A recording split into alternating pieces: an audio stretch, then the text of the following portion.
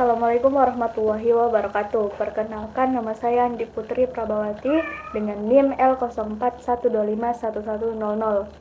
Pada kesempatan kali ini saya akan mempresentasikan tugas saya dengan judul Pemanfaatan Data Kimia Laut untuk Pemodelan Produktivitas Ekosistem.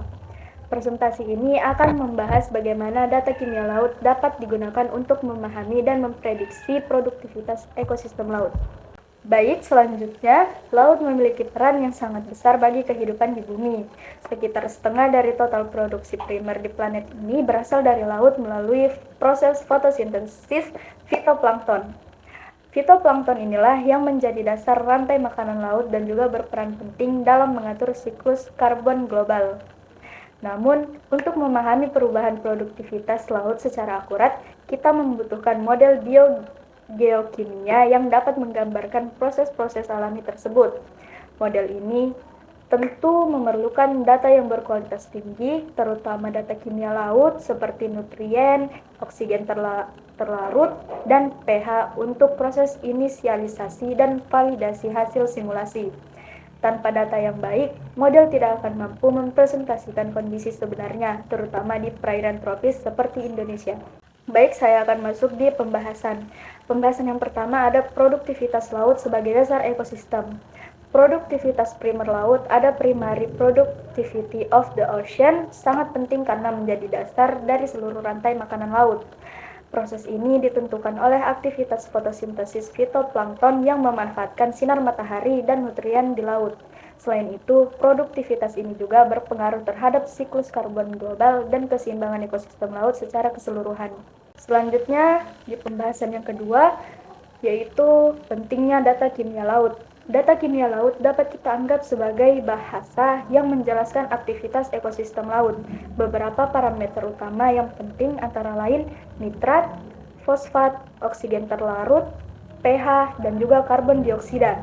Data ini digunakan untuk memulai dan memvalidasi model biogeokimia laut sehingga kita bisa memahami bagaimana nutrien dan gas berinteraksi memengaruhi produktivitas ekosistem. Baik, di pembahasan selanjutnya ada model biogeokimia laut (NPZD) atau yang berasal dari singkatan nutrien, fitoplankton, zooplankton, dan detritus. Model ini menggambarkan hubungan antara nutrien sebagai bahan bakar pertumbuhan fitoplankton, kemudian fitoplankton dimakan oleh zooplankton dan sisanya menjadi detritus. Model ini membantu peneliti untuk memprediksi produktivitas primer dan aliran energi dalam laut. Pembahasan yang selanjutnya ada peran oksigen terlarut dan sistem karbon. Oksigen terlarut atau DO menjadi indikator langsung dari proses fotosintesis dan respirasi di laut. Sementara itu, pH dan alkalinitas total menunjukkan keseimbangan karbon di laut. Selain faktor kimia, kondisi fisik seperti kekeruhan air juga berpengaruh pada produktivitas dan kadar oksigen terlarut. Oke, next ada klorofil A sebagai indikator produktivitas.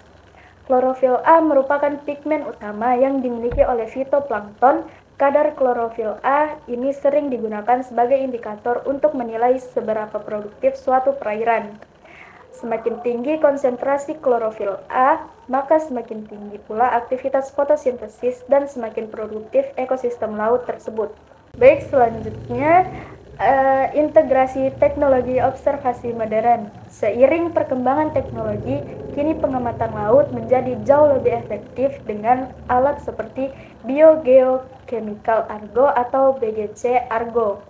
Perangkat ini mampu mengukur parameter laut seperti pH, DO, CO2, dan nutrien secara otomatis, bahkan hingga ke berbagai kedalaman laut. Data yang dikumpulkan dikirim secara real-time sehingga sangat membantu penelitian dan pemodelan laut global. Baik, yang terakhir, kesimpulan dari pembahasan ini dapat disimpulkan bahwa data kimia laut memiliki peran yang sangat penting dalam pemodelan produktivitas ekosistem laut. Parameter seperti nutrien, oksigen terlarut, dan pH membantu kita memahami proses alami yang terjadi di laut dan hubungannya dengan produktivitas fitoplankton serta keseimbangan karbon global. Dengan dukungan teknologi observasi seperti BGC Argo, model biogeokimia kini bisa menjadi lebih akurat dan realistis. Tanpa data kimia yang memadai, model tidak akan mencerminkan kondisi laut yang sebenarnya, terutama di kawasan tropis seperti Indonesia. Baik, adapun refleksi pribadi dari tugas ini, saya menyadari bahwa data kimia laut bukan sekedar angka, tetapi juga merupakan cerminan kehidupan laut itu sendiri. Hal yang paling menarik bagi saya adalah bagaimana teknologi seperti BGC Argo dapat merevolusi penelitian laut dan memberikan gambaran yang lebih nyata tentang kondisi ekosistem. Tantangan terbesar ke depan adalah bagaimana kita bisa mengolah dan memanfaatkan data tersebut untuk mendukung pengelolaan laut yang berkelanjutan, khususnya di Indonesia. Baik, cukup sekian yang dapat saya sampaikan. Mohon maaf jika ada kekurangan karena kesempurnaan itu milik lagu Rizky Febian. Terima kasih.